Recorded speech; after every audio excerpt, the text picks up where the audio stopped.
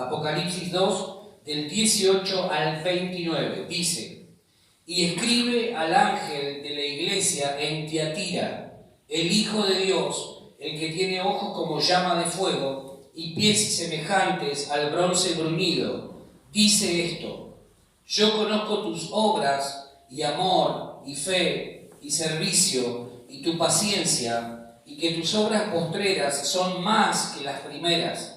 Pero tengo unas pocas cosas contra ti, que toleras que esa mujer Jezabel, que se dice profetiza, enseñe y seduzca a mis siervos a fornicar y a comer cosas sacrificadas a los ídolos. Y le he dado tiempo para que se arrepienta, pero no quiere arrepentirse de su fornicación. He aquí, yo la arrojo en cama y en gran tribulación a los que con ella adulteran, si no se arrepienten de las obras de ella. Y a sus hijos heriré de muerte, y todas las iglesias sabrán que yo soy el que escudriña la mente y el corazón, y os daré a cada uno según vuestras obras. Pero a vosotros y a los demás que están en Tiatira, a cuantos no tienen esa doctrina y no han conocido lo que ellos llaman las profundidades de Satanás, yo os digo, no os impondré otra carga, pero lo que tenéis, retenedlo hasta que yo venga. Al que venciere y guardare mis obras hasta el fin, ¿hasta cuándo?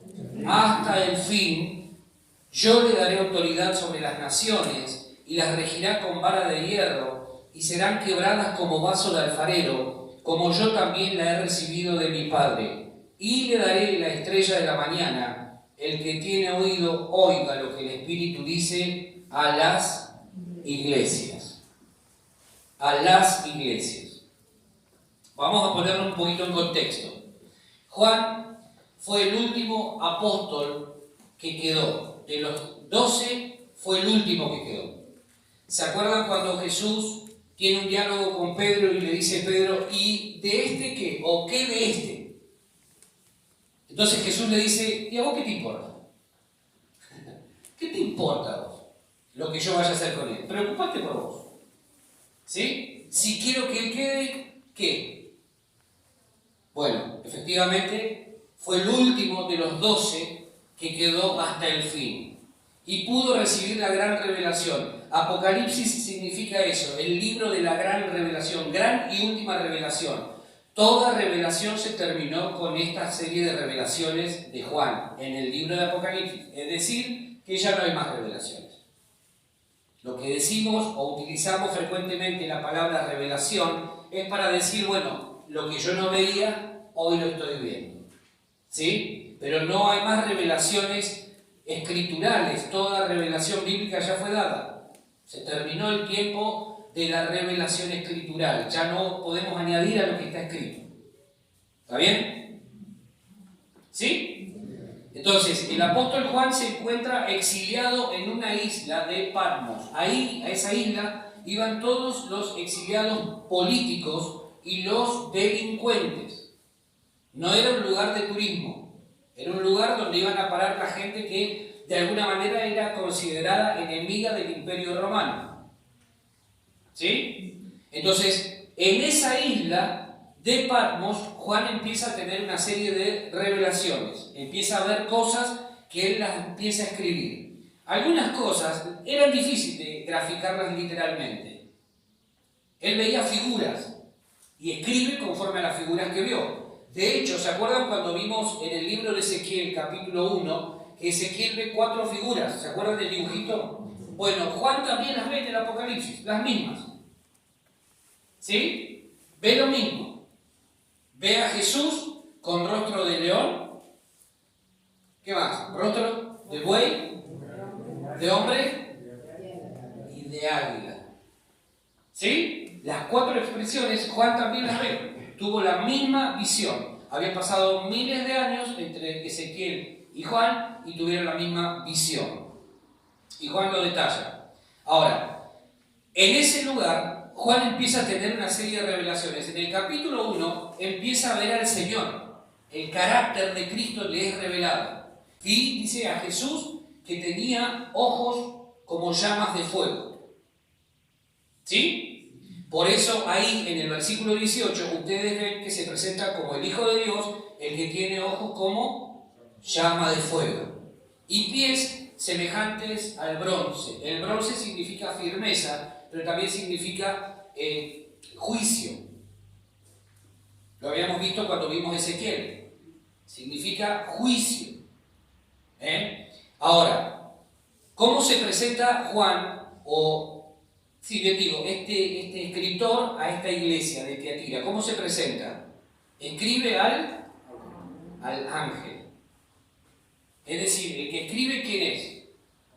Juan. ¿De parte de quién? De Jesús, de Dios. ¿A quién escribe? Al ángel de la iglesia. ¿Quién era el ángel de la iglesia? El líder espiritual, el pastor. Cada iglesia recibía un mensaje distinto. ¿Sí? Entonces, el receptor de esta carta es nuevamente el ángel de la iglesia, el pastor de la iglesia de Tiatira. Y él tenía que comunicarla a la congregación de ese lugar. ¿Hasta ahí vamos? Perfecto.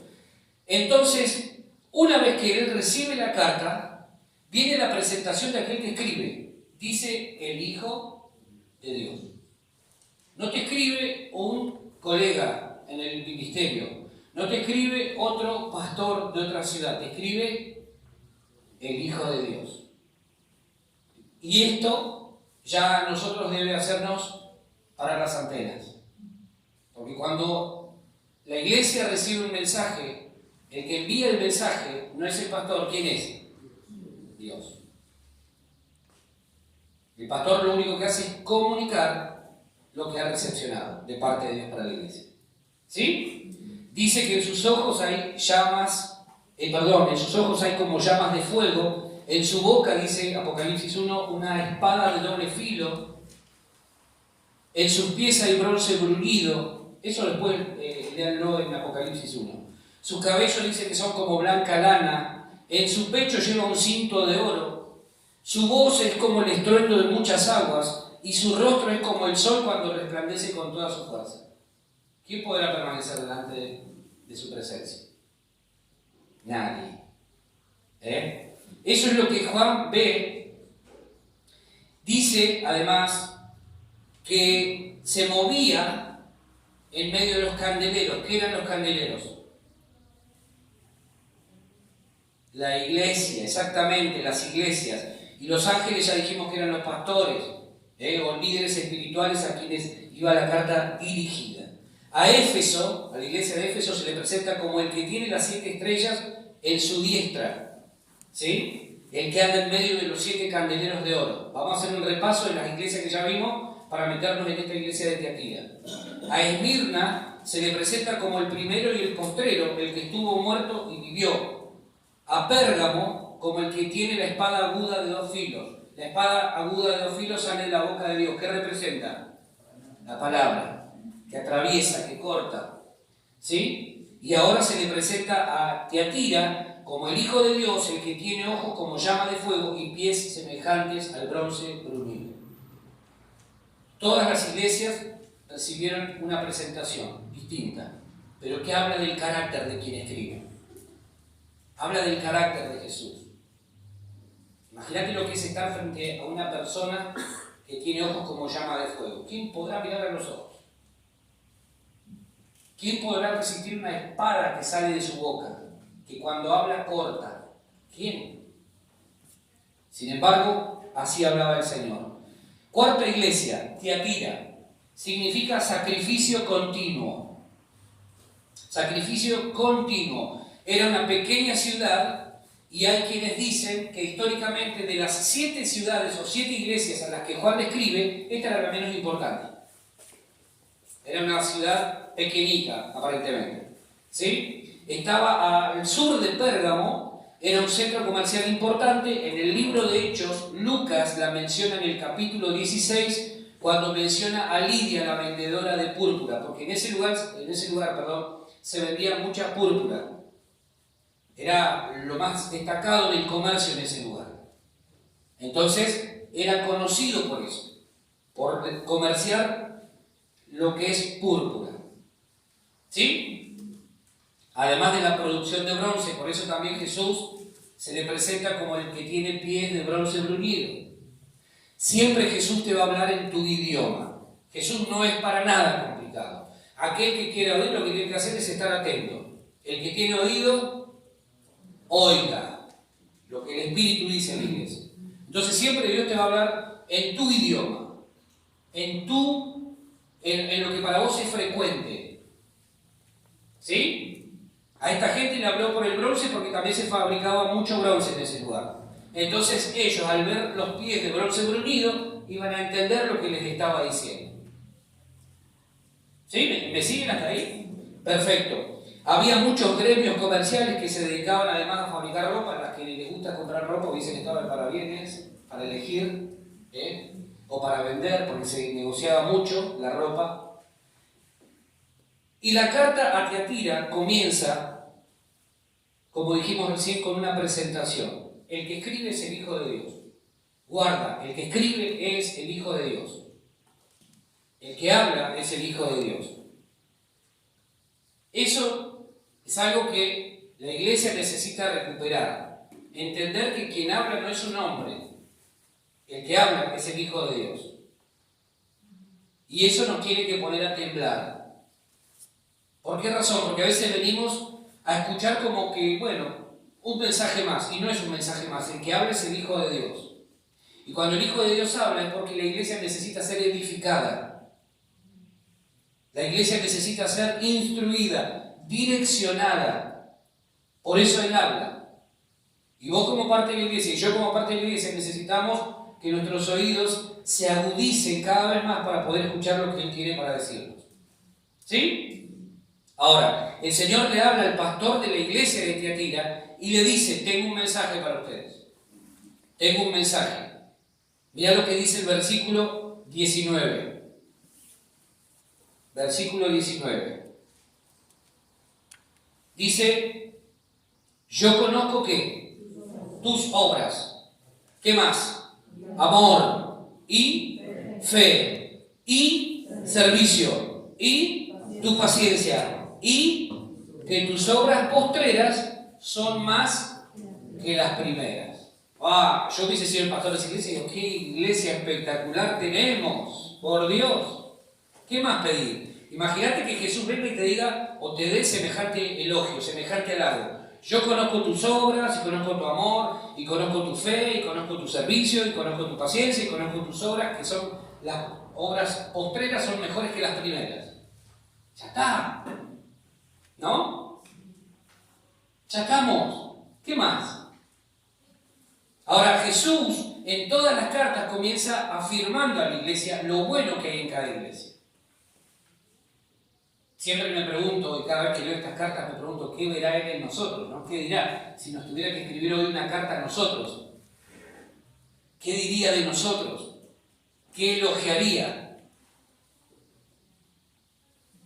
¿No? Ahora, Él destaca varias cosas, por lo menos 6. Tus obras, amor, fe, servicio, paciencia, y que las obras finales o postreras son mejores que las primeras. Él lo sabe. Dijimos anteriormente que Él todo lo sabe, Él todo lo ve, Él todo lo conoce. Él todo lo sabe, Él todo lo ve y Él todo lo conoce. Por eso Él dice, yo conozco tus obras. Le dice a la iglesia de Tiatira, yo conozco las obras que han hecho. Conozco todo lo que se han esforzado por servir. Conozco el amor que han manifestado hacia mi causa, hacia mi iglesia. Yo conozco todo. No hay nada que vos y yo hayamos hecho que Él no sepa. Él sabe acerca de nuestro amor, de nuestra fe, de nuestro servicio, de nuestra paciencia. Conoce nuestras obras. No hay absolutamente nada que a Jesús, que es el dueño de la iglesia, se le escape de la iglesia. Amén. No hay nada. Cada vez que vos servís, Él ve. Cada vez que vos manifestás amor, Él ve. Ve tu manifestación y ve cómo es tu actitud cuando haces lo que haces. Cada vez que vos servís a alguien, Él ve. Cada vez que vos haces una obra de bien, Él ve. Él todo lo ve. No hay absolutamente nada que se le escape a Él de su mirada. Él todo lo ve. Él te ve 24/7, 365. Él te ve. Vos vas allá y Él está ahí mirando. A ver qué va a hacer mi hijo, a ver qué va a hacer mi hija. Él está mirando siempre. A ver cómo manifiesta fe mi hijo, mi hija. A ver cómo obra el amor. A ver cómo sirve. Él todo lo ve.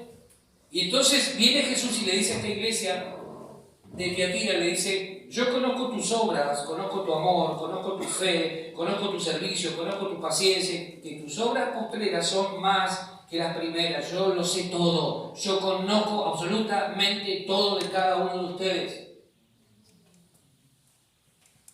Yo conozco, dice el Señor a esta iglesia. No hay nada que Él no sepa cuando nos mira. No hay absolutamente algo que se le pueda escapar cuando Él nos mira. Entonces, si estamos actuando bien, si estamos obrando bien, tenemos que tener absoluta paz. ¿Sí? 5 cosas que Él le manifiesta a esta iglesia. Es un elogio enorme el que Jesús le da a la iglesia. Es un elogio enorme. El amor que vos manifestás hacia Dios en primer lugar, hacia su iglesia, hacia tu hermano, hacia quien sea, Él lo ve. Yo conozco el amor que vos estás manifestando en este tiempo. Yo conozco el servicio que estás manifestando en este tiempo. Yo conozco tus obras, conozco tu fe. No hay nada que a Él se le pase desapercibido, se le escape. Ahora, ¿cuánto amamos a nuestros hermanos? ¿Cuánto amamos a nuestros hermanos? Porque eso Él lo sabe. Yo conozco tu amor. Yo conozco cuánto vos amás a la iglesia. Yo no lo conozco, pero Él sí. Yo me puedo quedar con una impresión de lo que veo, pero Él no, porque Él ve lo que yo no llego a ver. Él lo sabe todo. Y Él lo conoce. Él conoce cuánta fe se ha ido desarrollando, cuánto ha crecido tu fe en este tiempo, por cómo reaccionar frente a las dificultades que se presentan. Él lo sabe todo. Él lo sabe todo. Tu servicio, Él lo sabe, Él lo conoce.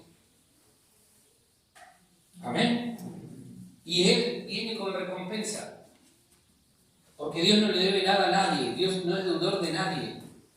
Cada cosa que nosotros hagamos por amor a otros, por amor a Él, pero sirviendo a los demás, Él lo anota y dice: acá hay algo que me está agradando. Imagínense si dejó Dios registrado todo lo que estaba pasando en la iglesia de Tiatira. Este es el ejemplo que estamos tomando hoy para la meditación. ¿Qué no registrará de nosotros? Él registra absolutamente todo de cada uno de nosotros. Él lo registra. ¿Sí? ¿Me siguen? Entonces, la fe no crece si no es desarrollada y puesta en práctica. Por eso tenemos dificultades a veces. Por eso hay pruebas. Porque Él quiere hacernos crecer en fe. Porque Él conoce la medida de fe que hoy tenemos. Y conoce la medida de fe que estamos ejerciendo. Y Él conoce si de verdad tenemos o no fe. ¿Sabes cómo crece la fe? Permitiendo que la palabra venga. Mientras más escucho, más fe desarrollo. La fe viene por oír y oír palabra de Dios. Y cuando yo escucho a Dios hablándome, hay fe en mi corazón, en mi espíritu, hay fe. Entonces viene la dificultad y yo tengo fe para desarrollar, para crecer y para avanzar. Jesús dijo: yo no vine a ser servido, vine a servir. El servicio en la vida del cristiano no es una alternativa, no es una opción, es la regla. Todos nosotros tenemos que servir. Todos nosotros tenemos que servir. Tenemos que servir. Tenemos que servir porque todo discípulo de Cristo tiene que servir. La iglesia de Cristo tiene que servir, tiene que imitar a su maestro. Tenemos que servir. Él conoce lo que estamos haciendo hoy, cuánto hemos servido, pero el desafío es: sigan sirviendo. No vayan a menos, vayan a más. Sigan sirviendo. Nadie debiera decir: eso no es para mí, servir no es para mí. No, porque cada uno de nosotros tiene que saber que si estamos dentro del cuerpo de Cristo es porque hay algo que podemos aportarle al cuerpo de Cristo. Gálatas capítulo 5, versículo 13. Vamos a buscarlo rapidito. Gálatas capítulo 5, versículo 13. Dice que debemos servirnos por amor los unos a los otros. ¿Cómo dice? A ver. Gálatas capítulo 5, versículo 13. ¿Tienen Gálatas en la Biblia o se lo olvidaron en la casa? ¿Qué dice Gálatas capítulo 5, versículo 13? Porque vosotros, hermanos, a libertad fuisteis llamados. Solamente que no uséis la libertad como ocasión para la carne, sino serviros por amor los unos a los otros. Bien, servirnos por amor los unos a los otros, dice Pablo a la iglesia de Galacia. Servirnos tiene que ser algo normal, algo natural, algo espontáneo en la vida de la iglesia de Cristo. ¿Por qué? Porque Él no vino a ser servido, vino a servir. Y nosotros que somos el cuerpo de Cristo debemos imitar esa conducta. Pero Jesús le dice a esta iglesia de Tiatira: yo conozco el servicio que ustedes han desarrollado. Cada vez que vos y yo servimos, Él lo sabe y lo registra, para dar a cada uno según lo que corresponda. ¿Sí? El libro de Apocalipsis nos muestra una iglesia que era activa, una iglesia que estaba viva, al parecer estaba viva, por lo menos por lo que dice, era una iglesia que servía, que tenía muchas actividades. Entonces, Jesús mira a la iglesia y dice: yo veo que inclusive han mejorado en lo que hacían al comienzo con respecto a lo que hacen hoy. Yo miro esta iglesia nuestra, y esta es una iglesia que ha crecido en relación a lo que era al comienzo. Ha crecido, era lógico, era de esperar, si no estaríamos complicados. Hay cosas en las que la iglesia ha mejorado. Ahora, cuando nosotros seguimos mirando lo que Jesús le dice a esta iglesia, mirá lo que dice el versículo 20. Acá viene el pero de Dios. Siempre digo que cuando el Señor dice pero, agárrate. Porque ese pero viene con una corrección. Dice: pero tengo unas pocas cosas. Tengo unas pocas, ¿cómo dice? Cosas contra ti. ¿A quién le está hablando ahí? A la iglesia de Tiatira. Primero la elogió. Yo conozco esto, y conozco esto, y conozco esto, y conozco esto, y conozco esto. Dice que tus obras postreras son mejores que las primeras. Pero tengo contra ti unas pocas cosas.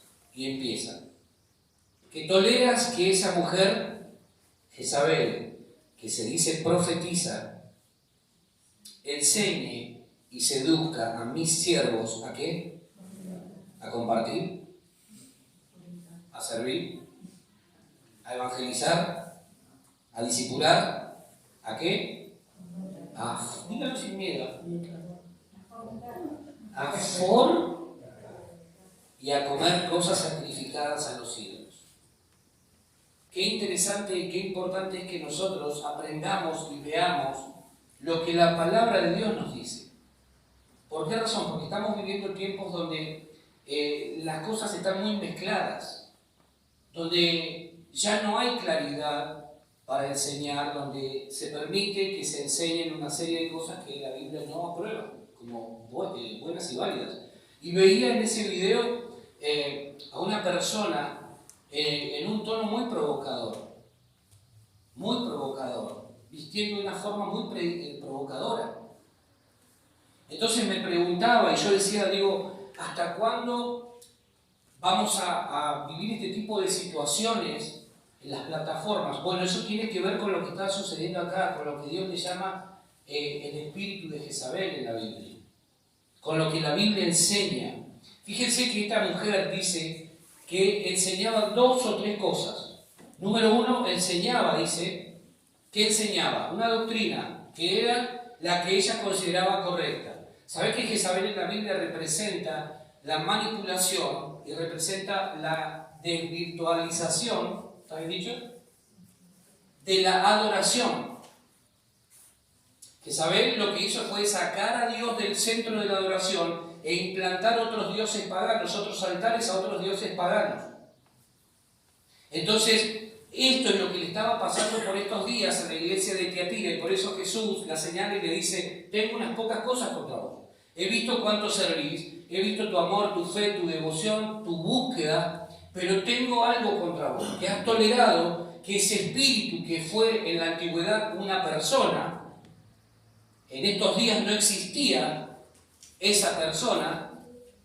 Tengo contra ti que estás permitiendo que ese espíritu enseñe y seduzca, dice, a mis siervos a fornicar y a comer cosas sacrificadas a los ídolos. Es decir, estás permitiendo dentro de la iglesia inmoralidad y además idolatría.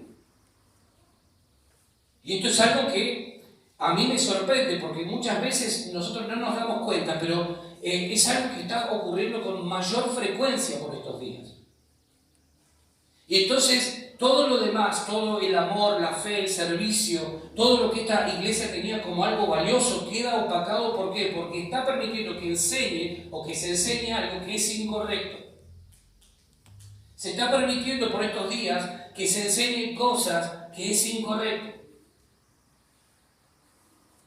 Entonces este espíritu vuelve a tomar vida por estos días. Cada vez vamos a ver más esta desviación de la verdad. Es decir, va a haber gente enseñando cualquier cosa. ¿Sí?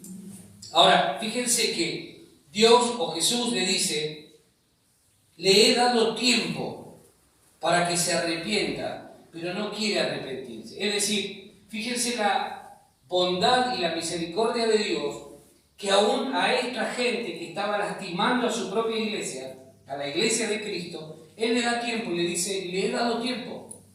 O sea, Dios es muy bueno, es abundante en misericordia, es grande en misericordia. Y le da tiempo a esta persona, a estas personas, bien digo, que estaban lastimando la iglesia. Les da tiempo. Les dice: les he dado tiempo para que se arrepientan, pero ellos no quieren arrepentirse. O sea, todo lo bueno que estaban viviendo, todo el amor, la fe, el servicio, las buenas obras que habían desarrollado, no servían de nada. No servían de nada. ¿Por qué razón? Porque Jesús ve lo otro y dice: por un lado quieren agradarme a mí, pero por otro lado están haciendo todo lo contrario. Por un lado están desarrollando un servicio que para mí es grato, pero por otro lado veo que lo que están haciendo es dejar mi presencia de lado y poner otros dioses en medio.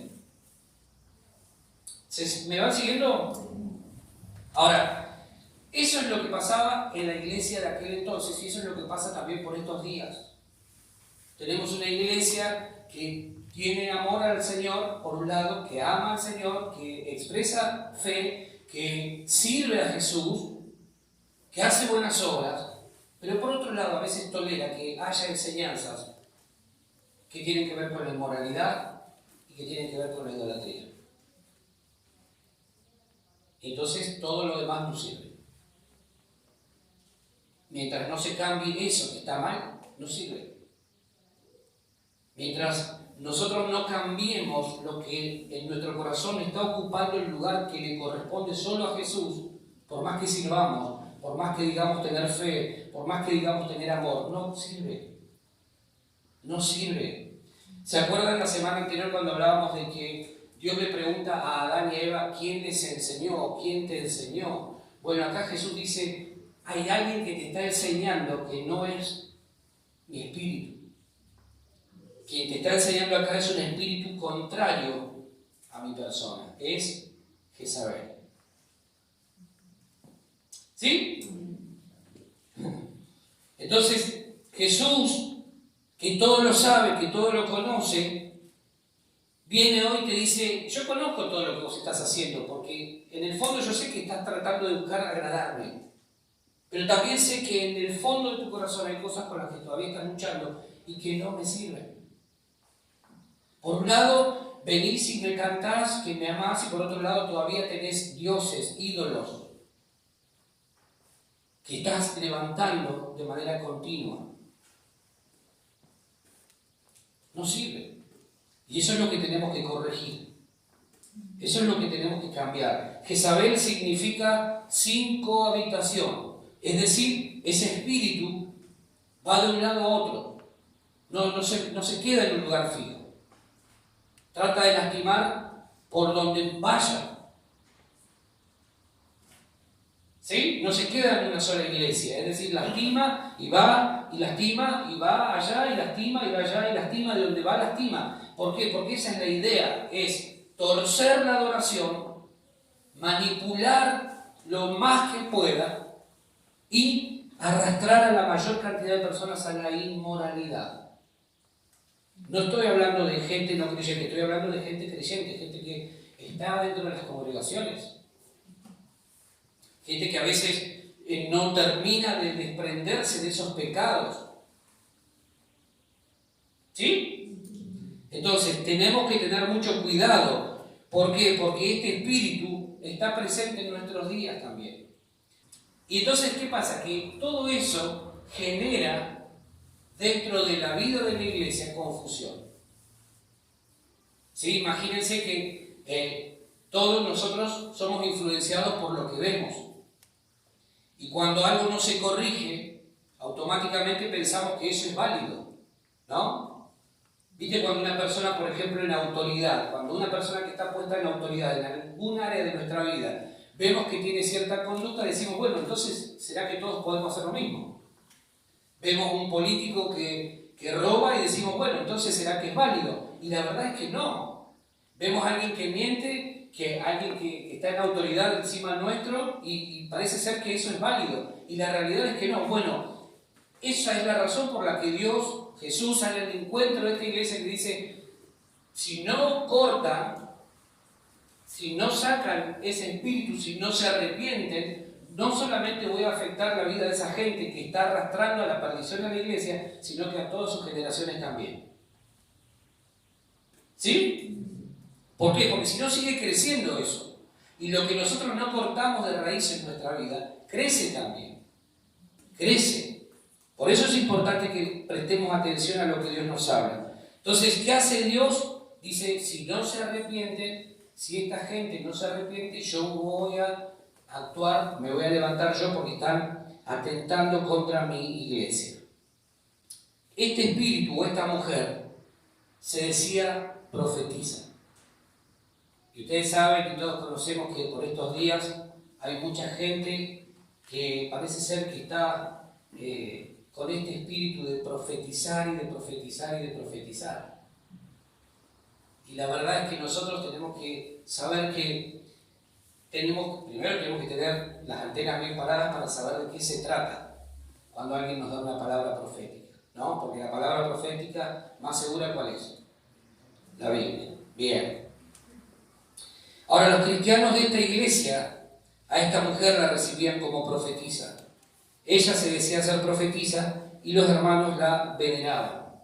Y eso habla de que la iglesia a veces peca por no tener el discernimiento espiritual, los sentidos bien alertas para ver quién es el que está hablándonos, ¿no? Ustedes confían en mí, pero supónganse que de repente venga otra persona a predicar y no lo conocemos. ¿Cómo sabemos si lo que nos habla es correcto? Tenemos que tener mucho cuidado a quien escuchamos. Yo lo he dicho muchas veces. Tenemos que prestar mucha atención a qué persona, a qué pastor, a qué líder espiritual escuchamos, porque corremos el riesgo de terminar perdiendo nosotros, nuestra espiritualidad, nuestra vida, nuestras familias. Entonces tenemos que tener cuidado. Vemos ahí, miren lo que dice el versículo 20, la segunda parte. Dice, enseñe y seduzca a mis siervos ¿a qué? A fornicar y a comer cosas sacrificadas a los ídolos. Así que era completito el combo. Inmoralidad e idolatría estaban metidos en la iglesia de Tiatira. ¿Sí? Sigue avanzando el mensaje. Versículo 22 dice, he aquí yo la arrojo en cama y en gran tribulación, dice, a los que con ella adulteran, si no se arrepienten. Fíjense que Jesús utiliza la figura de la cama. Esta mujer sexualmente era una persona inmoral. Entonces Jesús le habla en su propio idioma. Dice, los voy a arrojar en la cama. En una cama que es de juicio. La cama en este caso representa un juicio de parte de Dios. ¿Sí? No solo a ella, sino a los que con ella adulteran, dice, si es que no se arrepienten. Versículo 23 dice, y a sus hijos heriré de muerte, y todas las iglesias sabrán, ¿qué cosa? Yo soy el que escudriña la mente y el corazón, y os daré a cada uno según vuestras obras. Ahí tenés lo que yo te planteaba recién, lo que te decía recién. No solamente Jesús tiene que cortar con esta gente que estaba ahí, desviando la adoración y desviando a la iglesia hacia un pecado grotesco como es este, del que Jezabel es figura, sino que además dice, voy a cortar también a los hijos.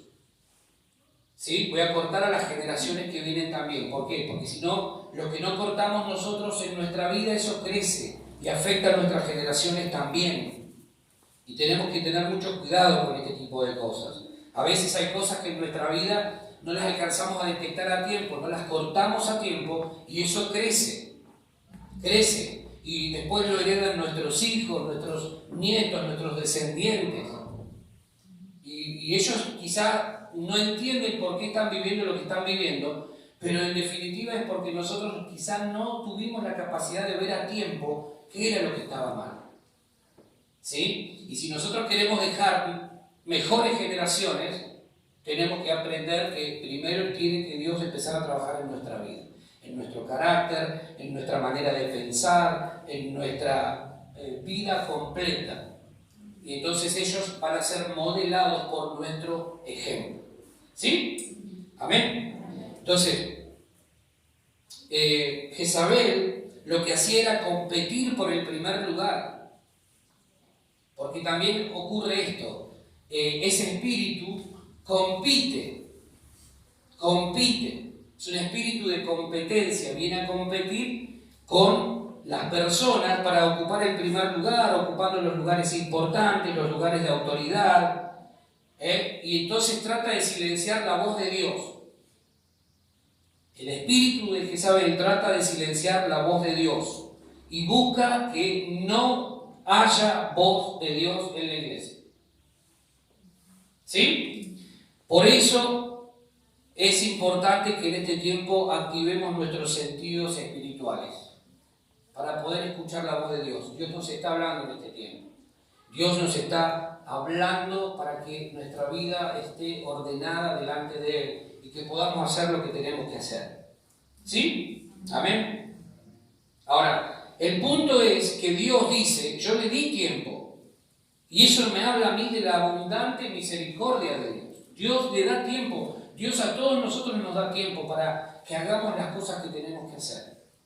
Dios nos da tiempo. Nos proporciona siempre tiempo para que podamos cambiar, para que podamos hacer lo que tenemos que hacer, para que podamos avanzar, para que podamos mejorar en todas las áreas de nuestra vida. Sin embargo, a veces no llegamos a percibir lo que Dios quiere que hagamos y por eso nos perdemos la oportunidad. En este caso Dios le dice a esta mujer, a estos que tenían este espíritu, les he dado tiempo. Les he dado tiempo para que se arrepientan, dice, pero no quieren arrepentirse. Y era obviamente un problema dentro de la iglesia. ¿Sí? Jesús le dice, son mis siervos,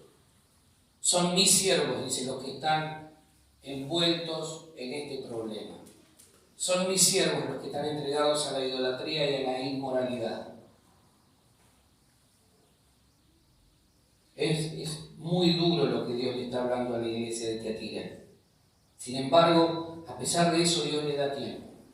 Porque Dios no quiere que nadie perezca, sino que todos vengamos al arrepentimiento. Amén. Ahora, fíjate lo que dice el versículo 24. Hay alguien que le comparte una Biblia a Sergio. Ahí está.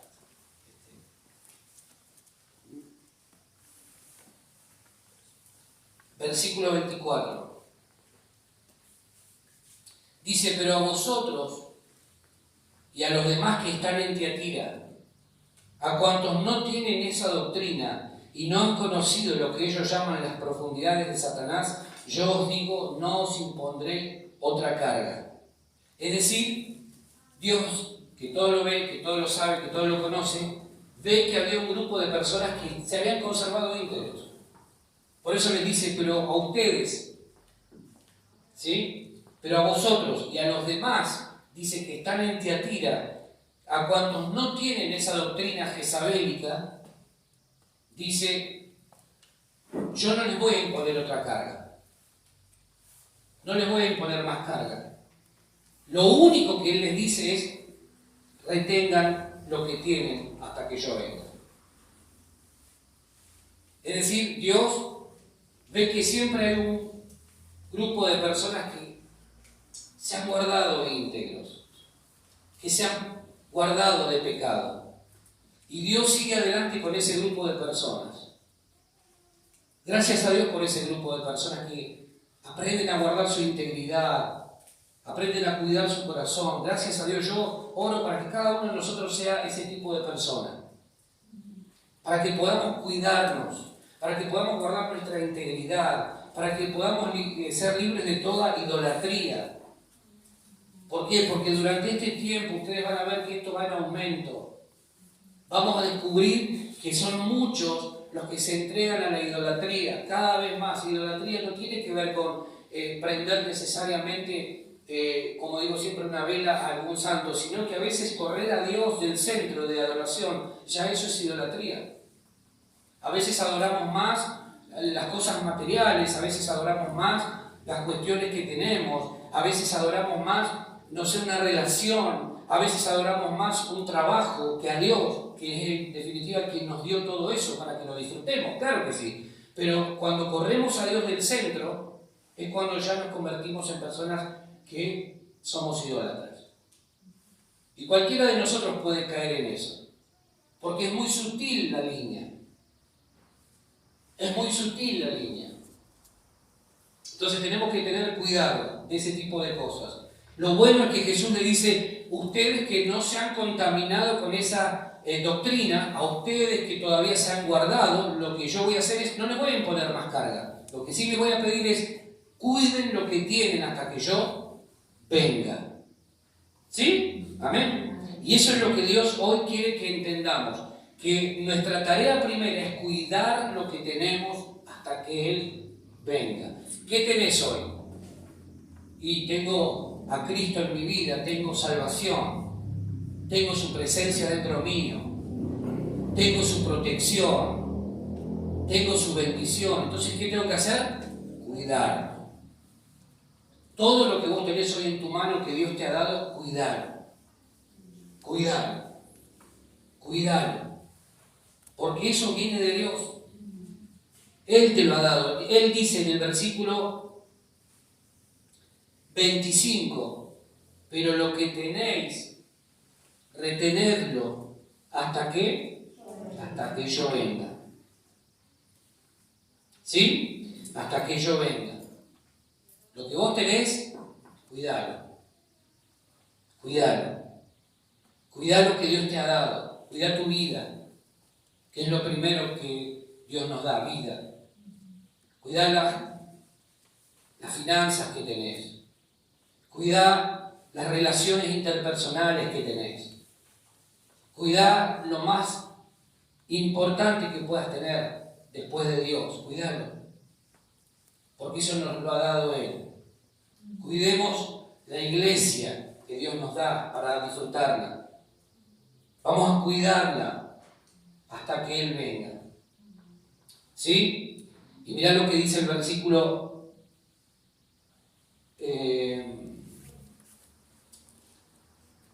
23, volvamos al 23. Dice, y todas las iglesias sabrán, ¿qué cosa? Que yo soy el que escudriña la mente y el corazón, y os daré a cada uno según vuestras obras. Él es el que escudriña nuestra mente, nuestro corazón. Él sabe todo de nosotros, absolutamente todo de nosotros. Y dice, y les voy a dar a cada uno según sus obras. Amén. Versículo 26, ahora sí. Dice, al que venciere y guardare mis obras, ¿hasta cuándo? Hasta el fin. Dios nos pide que guardemos lo que Él nos ha dado, y ahora dice, mis obras, hasta que yo venga, hasta el fin. No por un espacio de tiempo solamente, no por un tiempito, sino hasta que Él venga. Hasta que Él venga. Ahora, Jesús es muy claro en este mensaje a esta iglesia de Tiatira. Y Él les dice, yo sé todo de ustedes, absolutamente todo. Y tengo que decirles que esta iglesia va a seguir en pie. ¿Por qué razón? Porque hay un grupo que no se ha contaminado, primero. Hay un grupo que ha guardado su corazón, que no se ha entregado a falsas doctrinas, a falsas enseñanzas. Hay un grupo que se ha preservado de contaminarse con lo que no viene de mi persona, de mi presencia. Y después Dios agarra y les dice, lo que tienen, guárdenlo. Guarden mis obras hasta el fin. Al que venciere y guardare mis obras hasta el fin, yo le daré autoridad sobre las naciones. Y las regirá, dice, con vara de hierro, y serán quebradas como vaso de alfarero, como yo también le he recibido de mi Padre. Y le daré la estrella de la mañana. Jesús, cuando Él vuelva, lo que va a hacer, es darnos autoridad. Es decir, en otras palabras, Él nos va a permitir gobernar sobre naciones. Cuando Él vuelva y establezca su gobierno de justicia sobre la tierra, Él nos va a permitir también gobernar juntamente con Él. Él nos va a dar autoridad sobre naciones, dice Juan. Pero al que venciere, dice, al que venciere y guardare mis obras hasta el fin, yo le daré autoridad sobre las naciones. Tremendo, ¿no? ¿Te imaginas alguna vez gobernar algo? Gobernar la ciudad, gobernar la provincia. Bueno, cuando Jesús vuelva y nos encuentre fieles, Él nos va a dar autoridad sobre naciones para gobernar juntamente con Él. ¿Sí? Versículo 28 dice, y le daré ¿qué? La estrella de la mañana. ¿Sabes que ese es un nombre que Jesús recibe? En el Apocalipsis Jesús también recibe el nombre, Él es la estrella de la mañana. Entonces lo que Juan está diciendo, que Él mismo se va a entregar a nosotros de alguna manera. Le daré la estrella de la mañana, o sea, yo mismo me voy a entregar a ustedes, voy a darme a ustedes. ¿Sí? Es muy fuerte lo que está diciendo acá Jesús. Ahora, quiero terminar con esto. La estrella de la mañana, el Señor se ofrece a sí mismo porque Él es la estrella de la mañana. Él es la estrella de la mañana. O sea, no hay nada que nosotros vayamos a recibir que esté fuera de Jesús. No hay nada que vos y yo recibamos que no esté en Jesús. Todo lo que vos y yo necesitamos es a Jesús en nuestra vida, para que entonces todo lo que Dios pensó entregarnos en algún momento, por medio de Jesús lo podamos obtener. Por eso Él dice, yo soy la estrella de la mañana, yo me voy a ofrecer a mí mismo, a cada uno de los que venza, de los que guarden mi palabra hasta el fin, de los que guarden su integridad hasta el fin, de los que no se contaminen con esas doctrinas que están deambulando de un lado a otro. Jesús quiere que nuestra vida sea preservada hasta el fin. ¿Amén? Entonces, termina diciendo Juan, el que tiene oído, oiga. Y vuelvo a repetir lo que les dije cuando hablábamos en las cartas anteriores de las otras congregaciones, ¿no? De las otras iglesias. Parece absurdo que Jesús diga, el que tiene oído, oiga. Porque se espera que si uno tiene oído, pueda escuchar. Pero a veces estamos distraídos, a veces estamos con mucho ruido. Y entonces no podemos escuchar claramente lo que Jesús está diciendo. Y hoy Jesús viene a decirnos una vez más, número uno, yo conozco absolutamente todo de vos. Yo conozco absolutamente tus obras, tu servicio, tu amor, tu fe. Conozco absolutamente todo de vos. Número dos, también sé que muchas veces has permitido que haya ciertas cosas en tu vida que nada tienen que ver con lo que yo quiero hacer. Eso es lo que Jesús le señala a esta iglesia. Dice, tengo unas pocas cosas contra ti. Número 3, Jesús es abundante en misericordia. Dios es abundante en misericordia. Por eso le da tiempo para que se arrepienta. Dios no quiere que nadie se pierda. Por eso estira su tiempo. Y cuando Pedro dice que Dios es paciente para con nosotros, lo que está haciendo Dios es estirar el tiempo. Es demorar un poquito más. ¿Por qué? Porque Él no quiere que nadie se pierda. ¿Sí? Amén. Entonces, ¿qué hace Él? Viene y dice, yo estoy dando tiempo, pero a los que no se han contaminado con esta doctrina, a los que no han entrado bajo esa manipulación, bajo ese espíritu de manipulación, bajo ese espíritu de inmoralidad, bajo ese espíritu de una falsa adoración, a esa gente lo único que tengo para decirles es, no les voy a imponer más carga. Cuiden lo que tienen. Cuiden lo que tienen. Cuiden lo que tienen. Reténganlo hasta que yo venga. Y entonces a los que vencieren yo les voy a dar autoridad sobre naciones. Amén. Yo les voy a dar autoridad sobre naciones. Y además me voy a dar a mí mismo. ¿Para qué? Para que donde yo esté también estén ustedes. Eso fue lo que dijo Jesús. Amén. El Espíritu de Dios nos habla todo el tiempo. Sigue llamándole la atención a su iglesia. Ahora la pregunta que tenemos que hacernos es, como iglesia, ¿podremos escuchar a Dios? Advirtiéndonos, corrigiéndonos. ¿Podremos escuchar a Dios? Yo ruego que sí, que cada uno de nosotros pueda decir, Señor, yo quiero escucharte, quiero que mis oídos se entrenen en este tiempo para poder escucharte y para poder guardar mi corazón de cualquier desviación que pueda venir en mi contra. Amén. Nos ponemos de pie, por favor.